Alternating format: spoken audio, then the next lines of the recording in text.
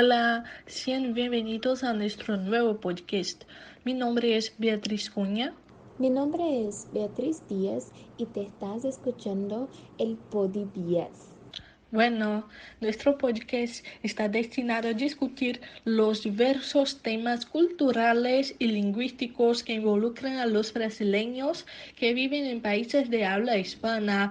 Nuestro interés surgió luego de investigar las diversas diferencias culturales y barreras lingüísticas entre Brasil y los países de habla hispana y que mucha gente decía que era todo igual, que el español sería fácil, que solo había que poner el sufijo ito en el fin de las palabras para cambiar para la lengua hispana. Entonces sabemos que no es así, que solamente decir que está quito o poquito no es hablar en español y ni está hablando en portuñol. Sí, pienso que esta cosa de español parecerse al portugués puede ser una ventaja para los brasileños, pero también puede ser una trampa. Porque hay muchas personas que piensan que es la misma cosa. Esto es un error. Este pensamiento está completamente equivocado porque es una lengua y cuando hablamos de lenguas no hay como hacer comparaciones porque una lengua es algo muy amplio, está lleno de cosas culturales, sociales y cambian todo el tiempo. Entonces no hay como decir que una lengua es la misma cosa que otra lengua. No, son cosas diferentes. Para el brasileño que aprovecha de la cercanía del portugués y español como incentivo para estudiar la lengua española, es una ventaja. Pero para el brasileño que cree que es la misma cosa, es una trampa porque no lo es. Una cosa que podemos discutir es la cuestión de la relación entre los dos idiomas, que la gente cree que es fácil, que las palabras son iguales, pero hay mucha diferencia diferente de lo que la gente piensa, que estas diferencias culturales y lingüísticas son enormes. Por ejemplo, si yo digo que una persona tiene una cadera, no estoy hablando del lugar donde estamos sentados. Y si les digo que es una persona chula, estoy hablando que es alguien bonito, hermoso, no con el sentido del portugués, que es un sentido malo. Entonces, en todas las partes podemos ver juegos de palabras en español, en sátiras más frecuentes en relación a esta adquisición del español por hablantes nativos de portugués, que son ampliamente utilizadas en la promoción o publicidades de cursos privados de idiomas que ofrecen español como lengua extranjera. Estas publicidades utilizan el cómico, utilizando estos falsos cognatos para llamar la atención del público y mucha gente no lo comprende o solamente crees que es una broma, pero es un shock cultural, es algo a ser discutido, estas barreras lingüísticas y comprender que la lengua española no es una versión del portugués más fácil, y sí una lengua que tiene su forma, sus significados y es totalmente diferente y no es tan fácil así. Sí, vea, los falsos cognatos pueden ser una cosa graciosa y peligrosa. Mientras hablaba, me acordé de una situación que ocurrió en mi escuela, en la clase de español. Nosotros, estudiantes, no teníamos conocimiento de la lengua española. Entonces mi profa habló, yo tengo un cachorro de gato. Entonces nos quedamos muy confundidos. ¿Cómo? ¿Cómo que puede tener un cachorro de gato? ¿Cachorro de gato? ¿Qué es esto? Un cachorro tuve un hijo y este hijo es un gato. ¿Qué? No comprendo. Pero después descubrimos que era un falso cognato, que cachorro es en realidad los hijos de los mamíferos. Entonces todos los mamíferos pueden tener un cachorro. Y cachorro no es como en portugués, que está muy cerca como cachorro. No, y sí perro. Entonces fue una confusión.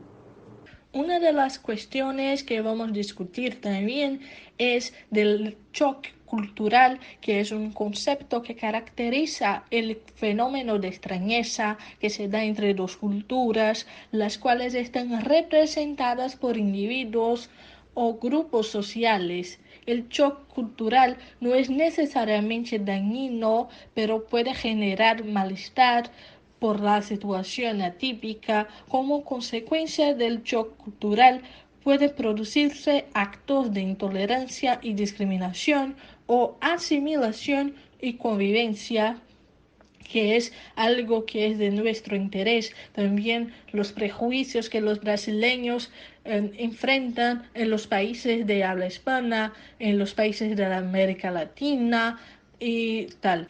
Este shock cultural se produce cuando entra en contacto con grupos sociales culturalmente distintos o distantes. Es común que se produzcan momentos de extrañamiento respecto a las características del otro grupo, ya sea en su forma de hablar, actuar o interpretar la realidad.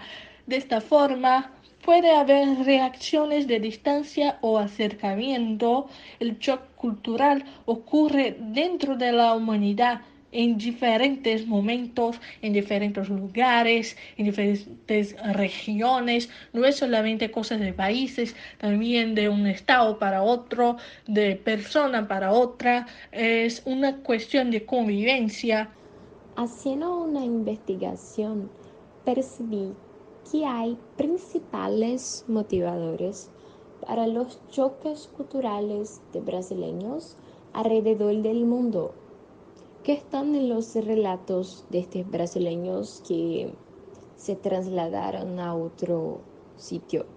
Entonces, uno de los principales motivadores es la comida. Sí, y yo comprendo perfectamente, pues la comida brasileña es maravillosa.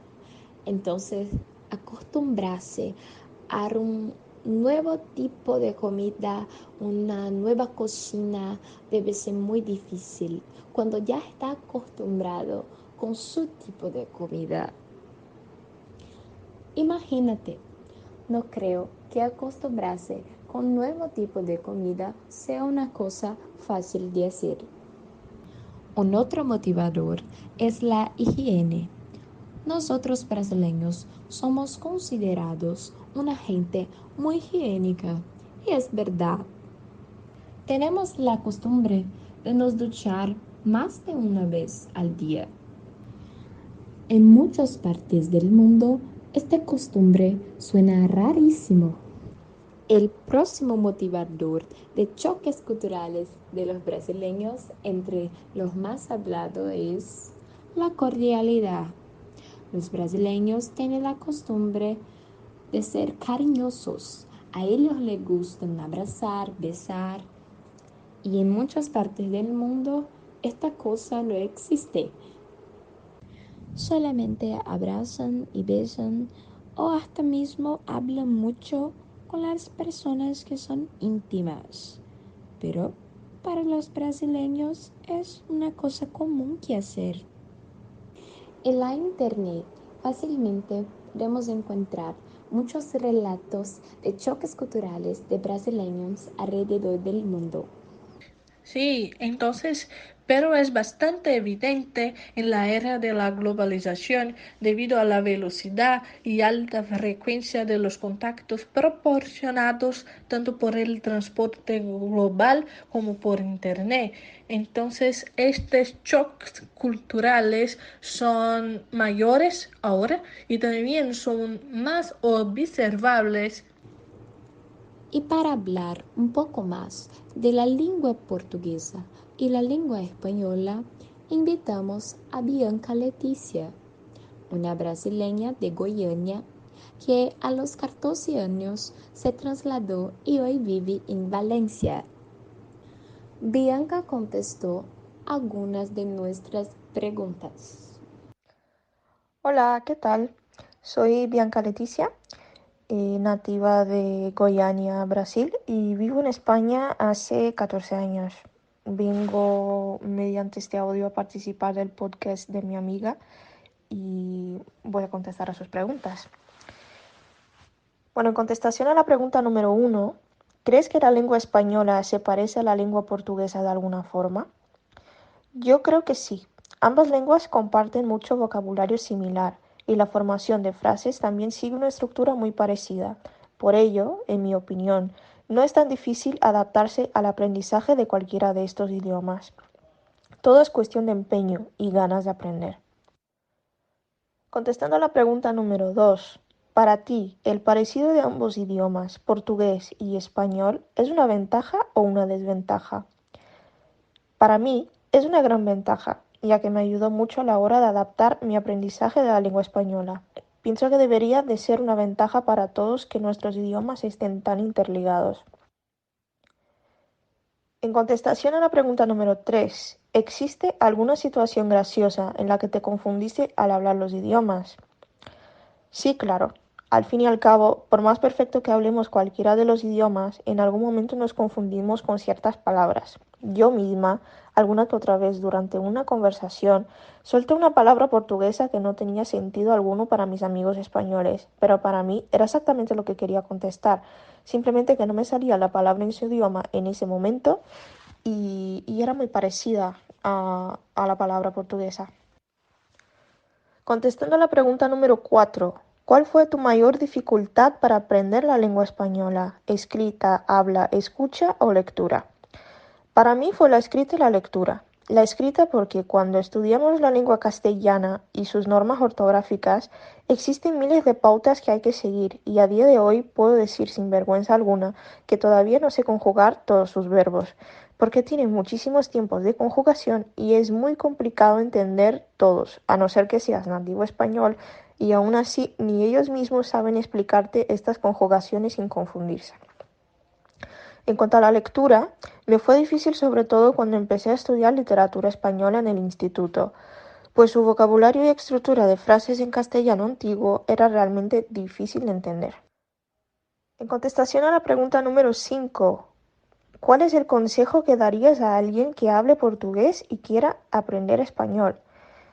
Bueno, mi consejo es practicar mucho, escuchar músicas, ver las traducciones y ganar vocabulario. Asistir películas en el idioma, subtituladas en portugués, por supuesto, para que entendamos, para ganar oído, sobre todo. Perder el miedo a hablar por más que hablemos de manera incorrecta. Para mí la clave para aprender es escuchar e intentar entender. Defenderte a tu manera con el idioma hasta que el cerebro se adapte a todas las palabras nuevas y maneras de formar las frases adecuadas. Y con esto colaboro con el podcast. Muchísimas gracias por la invitación. Bueno, para finalizar mi participación en el podcast, me gustaría contar una anécdota de shock cultural. Cuando llegamos a España hace cosa de 13, 14 años, mi madre y yo fuimos al supermercado a hacer la compra de la semana y nos deparamos con un tipo de carne muy especial y que nos pareció realmente extraña. Era una pata de cerdo en conserva que se mantenía al aire y parecía podrida. A nosotros nos dio muchísimo asco porque no conocíamos nada al respecto y pensábamos, Dios mío, ¿cómo la gente puede comer eso? Porque en Brasil no tenemos la costumbre de comer carne de cerdo cruda de esa manera. Es siempre todo muy bien hecho, ¿no? Y luego descubrimos que esa carne de cerdo en conserva, se trataba de jamón que es conocido internacionalmente. O sea, es una comida muy, muy, muy típica de España. Tiene diferentes precios carísimos porque para ellos es como si fuera una especie de caviar, pero en carne, ¿sabes? Y realmente hoy en día apreciamos el sabor y aprendemos a gustar de este tipo de cosas culturales, pero en su momento nos pareció realmente muy, muy raro. Pero vamos, que el jamón es delicioso y se lo recomendamos a todo el mundo. Hola, sean bienvenidos a nuestro nuevo Así podcast. Mi finalizamos nombre es nuestro Beatriz primer Cunha. episodio de Podivías. Hasta luego.